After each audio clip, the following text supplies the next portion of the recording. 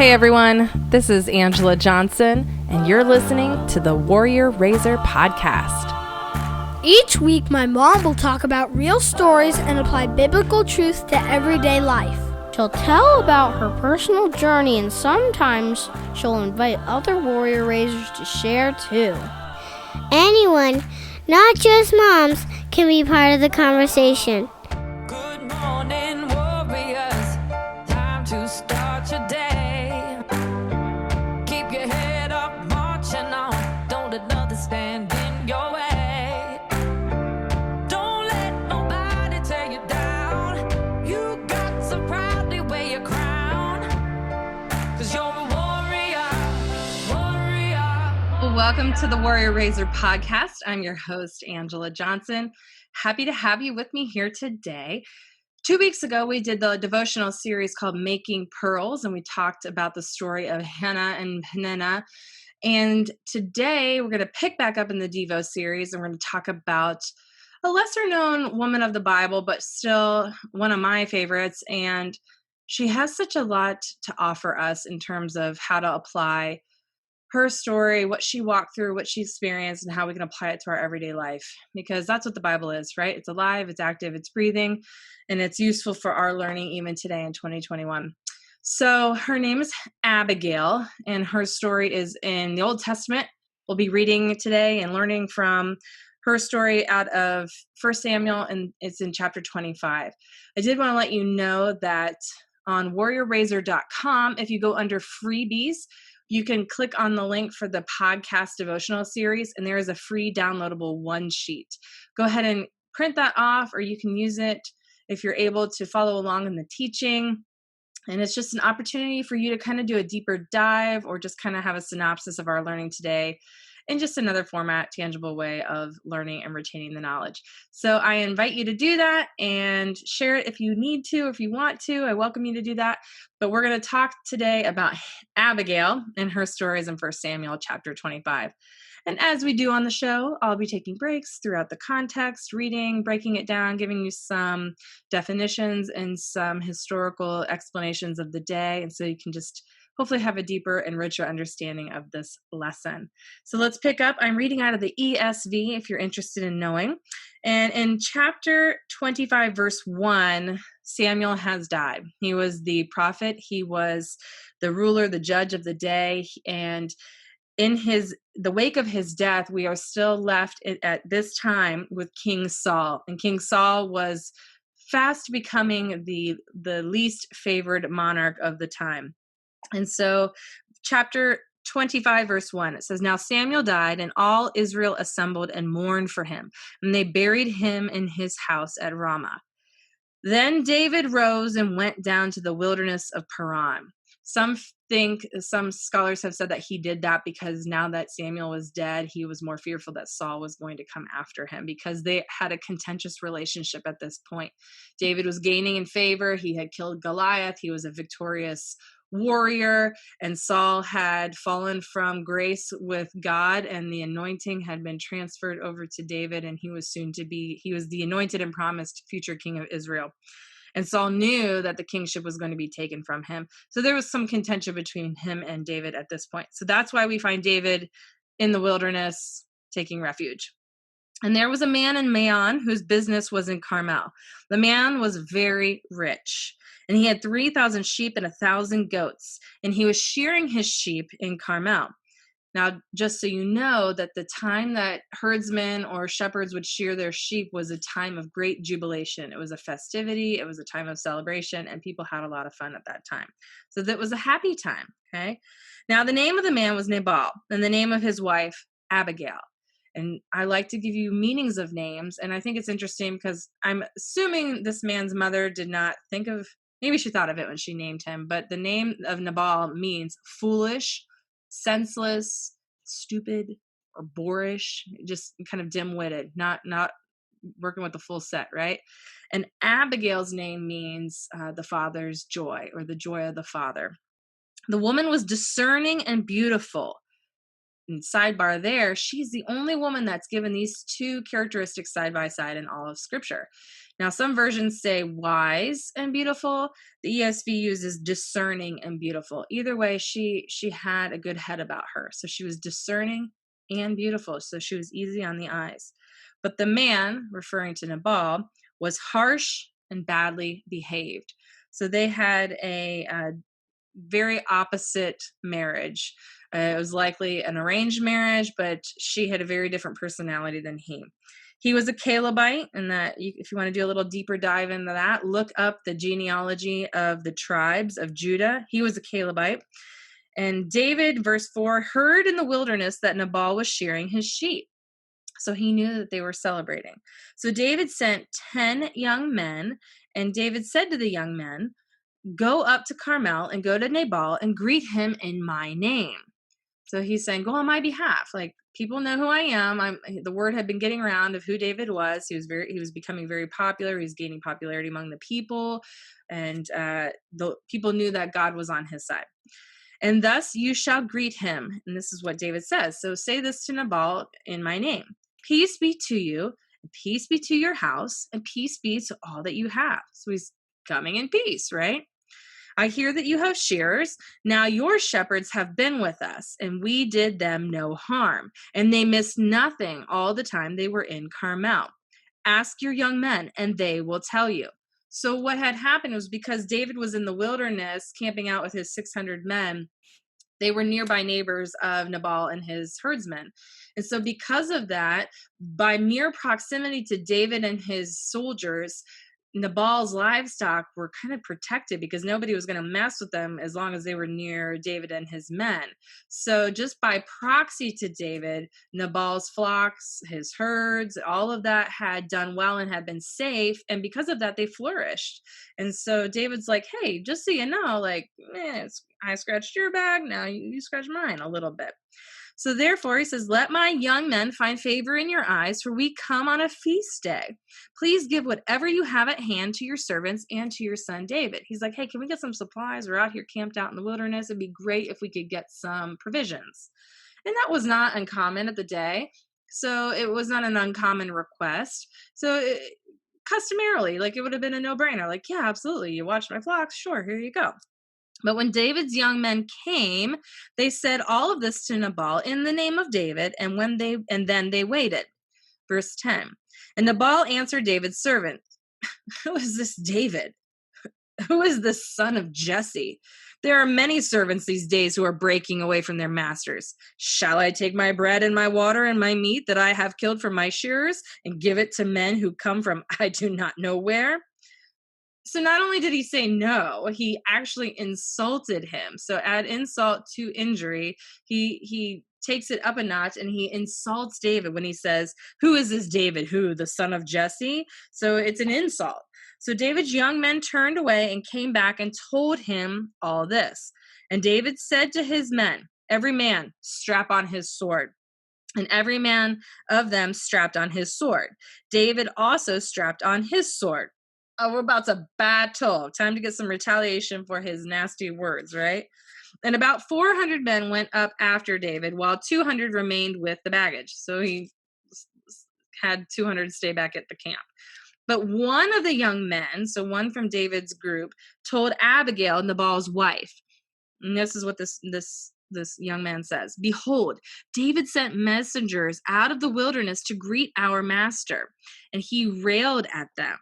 Yet the men were very good to us, and we suffered no harm. So he is corroborating David's story. We were out there in the wilderness. No harm befell us while we were out there with our sheep. And here David comes, and this is what our master said to him. And we did not miss anything when we were in the fields as long as we went with them. They were a wall to us, both by night and by day, all the while we were with them keeping the sheep. Now, therefore, know this and consider what you should do, for harm is determined against our master and against all his house, and he is such a worthless man that one cannot speak to him. So first of all, Nabal was known for his nastiness. Clearly, his own servant called him a worthless man that one cannot speak to him. So this was his reputation. And so he's saying, based on the response that Nabal gave to David, we are all in harm's way. We are all our lives are at stake right now. So verse 18, then Abigail made haste. Remember, she is wise. She's discerning. So she recognizes the situation immediately for what it was.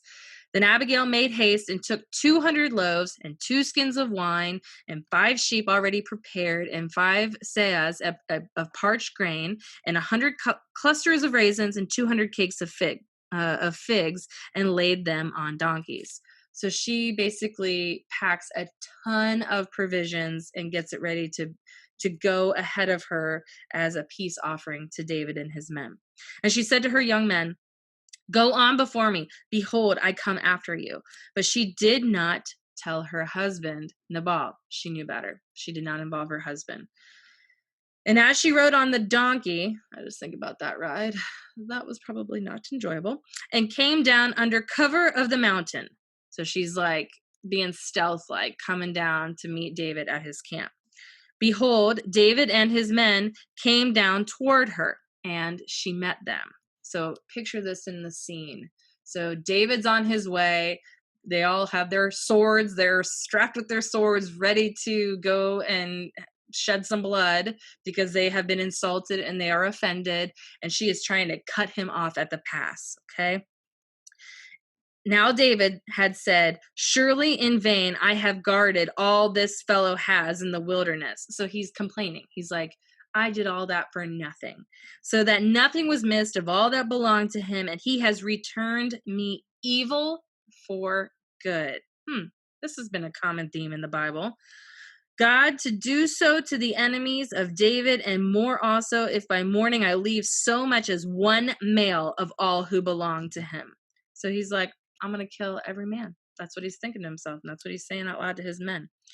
Verse 23, when Abigail saw David, she hurried and got down from the donkey and fell before David on her face and bowed to the ground. She fell at his feet. So this is like submission posture, and says, on me alone, my Lord, be the guilt. So she takes the blame. And I just want you to know that starting in verses 24 all the way over to 31 is one of the longest recorded speeches by a woman in all of the Bible. That's kind of an interesting fact. So she goes, on me alone, my Lord, be the guilt. Please let your servant speak in your ears and hear the words of your servant. So she's like, please have ears to hear me. Please open up your ears to hear what I'm about to tell you. Let not my Lord, meaning Nabal, let not my Lord David regard this worthy fellow Nabal, for as his name is, so is he. Stupid, foolish. She's like, no, I get it. My husband is a fool. Nabal is his name, and folly is with him. But I, your servant, did not see the young men of my Lord, whom you sent. Now then, my Lord, lots of my lords. So she's talking to David again. As the Lord lives, and as your soul lives, because the Lord has restrained you from blood guilt and from saving with your own hand. So she's basically like speaking prophetically, like, I'm going to speak this as though it were. I'm speaking this as though it were truth, and I'm speaking this as what it will be. She's saying, because the Lord has restrained you. With her being there, you've been restrained. And you, David, you've been restrained from blood guilt, from bloodshed, and from saving with your own hand, or from retaliation, or for getting your own vindication, is what she's telling him. Now then, let your enemies and those who seek to do evil to my Lord be as Nabal. And now let this present that your servant has brought to my Lord be given to the young men who follow my Lord. Please forgive the trespass of your servant, for the Lord will certainly make my Lord a sure house, because my Lord is fighting the battles of the Lord. So she's like, God is on your side. I know that. We know that. And evil shall not be found in you so long as you live. If men rise up to pursue you and to seek your life, the life of my Lord shall be bound in the bundle of the living in the care of the Lord your God. She's prophesying. She is saying, let nobody come against you, because you are the favored one of Israel. And the lives of your enemies shall he sling out from the hollow of a sling. And when the Lord has done to my Lord according to all the good that he has spoken concerning you, she's reminding him of the promise on of his life, the divine appointment, because he has been consecrated and anointed to be the future king of Israel. And she's basically letting him know, like, you do this and you're going to dishonor God. So my Lord shall have no cause of grief or pangs of conscience for having shed blood without cause, or for my Lord working salvation himself. Like, do not do this. Do not try to vindicate yourself. God did not tell you to do this. And when the Lord has dealt with my Lord, then remember your servant. And David said to Abigail, blessed be the Lord, the God of Israel, who sent you this day to meet me. Blessed be your discretion, and blessed be you who have kept me this day from blood guilt. He recognized, he knew that this was a divine delay, that God had placed her in his path to thwart the works of his hands. And he says, who have kept me this day from blood guilt and from working salvation with my own hand. Oh, that God would do that to us sometimes when we're trying to make something or manipulate an outcome, that we would be sensitive enough to see the divine delays in our path that are allowing us to recognize when we need to turn over the reins and say, not my will, Lord, but thy will be done. For as surely as the Lord, the God of Israel, lives, who has restrained me from hurting you, unless you had hurried and come to meet me, truly by morning there had not been left to Nabal so much as one male. Then David received from her hand what she had brought him, and he said to her, go up in peace to your house. See, I have obeyed your voice, and I have granted your petition. And Abigail came to Nabal, and behold, he was holding a feast in his house. So she's like, oh, thank God. So she goes home, and she recognizes that they're still in the middle of this feast. And Nabal is holding court like the feast of a king. And Nabal's heart was merry within him, for he was very drunk. So she told him nothing at all until the morning light. Sometimes we have to be aware of the situation. I think about this as a wife or as a mother. You have to get the tenor of the room. You have to see what the environment is like before you drop a bombshell, before you bring some new intel or you have a difficult conversation. She knew he was drunk on wine, and now was not the time. And especially knowing his character, right? So then verse 37. In the morning, when the wine had gone out of Nabal, his wife told him these things. Very next sentence. And his heart died within him, and he became as stone. So they don't know if he had a stroke or what, but he does. Then it says in verse 38, and about 10 days later, the Lord struck Nabal and he died. So he has this catastrophic event, and then he doesn't die until 10 days later. When David heard that Nabal was dead, he said, blessed be the Lord, who has avenged the insult I received at the hand of Nabal, and has kept back his servant from wrongdoing. The Lord has returned the evil of Nabal on his own head. Then David sent and spoke to Abigail. Now here's the happy ending for this story, to take her as his wife. Now, probably she had the choice whether to accept his gesture of a proposal, and she does. And so when the servants of David came to Abigail at Carmel, they said to her, David has sent us to you to take you with him as his wife. And she rose and bowed with her face to the ground and said, behold, your handmaid is a servant to wash the feet of the servants of my Lord. And Abigail hurried and rose and mounted a donkey. She likes to ride that donkey. And her 5 young women attended her. She followed the messengers of David and became his wife. David also took, so he goes on to take another wife, because that's how they did it during that time. But, so let's focus on Abigail here for a minute. This wise, discerning woman, she knew that the lives of her household, the servants, all of those people under her care were, if she didn't do something, they would all be dead. Okay, so she intervenes, and it's a divine intervention. And because of that, not only does she save the lives of people in her home, she helps prevent David from sinning against God. And so sometimes we have to recognize these divine delays as an appointment from the Lord to help keep us on track, and so to knock us back into the will of the Father. And I think the other thing to note from her story is that she was mismatched in a marriage. And I know sometimes for those of you listening, you might be in a relationship or a marriage where there is turmoil, there's strife. You've been you're married to someone who may not believe in God, or the relationship is, you're constantly at odds. And the lesson in this is, you stay the course, you do what you're called to do, you're faithful in that. But I'm just going to encourage you to pray. She was a peacemaker. And sometimes we think, oh, look, I'm going to be a peacekeeper. And we're not called to be peacekeepers. In fact, Matthew 5:9 says, blessed are the peacemakers, for they will be called children of God.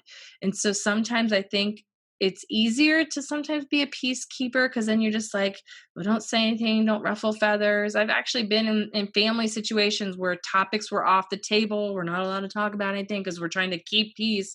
But I think when we're a peacemaker, we can bring two ideas to the table and have a calm conversation where there's a meeting of the minds, and the Lord can work in that space, and he can use us to make peace. And that's what she did. It was probably a very scary thing for her to do, to not tell her husband that she was leaving because of the culture of the day, and then to go and fall face forward on the ground in front of David, who was one of the most renowned warriors of the day. And it was probably very scary for her to not know whether she was going to be killed or not. So she did that with the faith that her actions would bring peace. And so I'm just going to encourage you right now, if there's a relationship where there is strife or contention, the word says, for as much as it concerns you, for as much as you're able to, seek peace. God, the word also says that before you even come and bring your offerings or your prayers or your praises to him at the altar, to leave it there and to go seek peace. And sometimes that's really hard to do. I've had many times in my life where I'll get that little knot of, stop, you got to go, you got to stop what you're doing, because I don't want to miss out selfishly on a blessing or to do something to not honor God with my next step because I'm being stubborn and I don't want to seek peace in that relationship. So I just encourage you right now, if there's a relationship that just pops right now into your mind, I want you to first pray about it and then ask the Lord to reveal your next step, the way that you can pursue peace in that relationship. And if it's physically not possible or it's not safe for you to do so, I want you to just stop and pray about your next steps and just ask the Lord to bring peace to your mind to that situation and to allow you to have reconciliation with yourself and the Father, because that's what has to happen for us to move forward in this walk with the Lord. So that's what this topic today was about making peace. And so I just want to encourage you, the next time that someone wrongs you, David was wronged. He felt like he had been insulted and he had been belittled by Nabal, and he wanted to seek revenge and retaliation. So the next time that happens, I want you to pray Luke 6:27-28 over that situation. I'm going to read it to you. And ask God to help you to love your enemies, do good to those who hate you, bless those who curse you, and pray for those who mistreat you. And if you've got little ones at home or if you've got kids, they're watching us. They watch us model this. And it is so much easier said than done. But God honors the sacrifice of obedience. So I'm just going to pray right now for every relationship, that anybody that's listening to the sound of my voice where there is a situation or relationship where there is contention, strife, and there's a lack of peace, I pray that the Holy Spirit will just get in right there and mend it and make it whole. So thank you for listening. Like and share the podcast. And don't forget to get online and download that free resource. I just am excited to hear from you guys. Let me know what you're getting from the devotional time, and go forth and make peace. And to all of my fellow warrior raisers, aim those arrows well. Hi, this is Elliot Johnson. Thank you for listening to the Warrior Raiser podcast. I hope you enjoyed today's episode. If you want to support my mom's show, don't forget to like, subscribe, and share.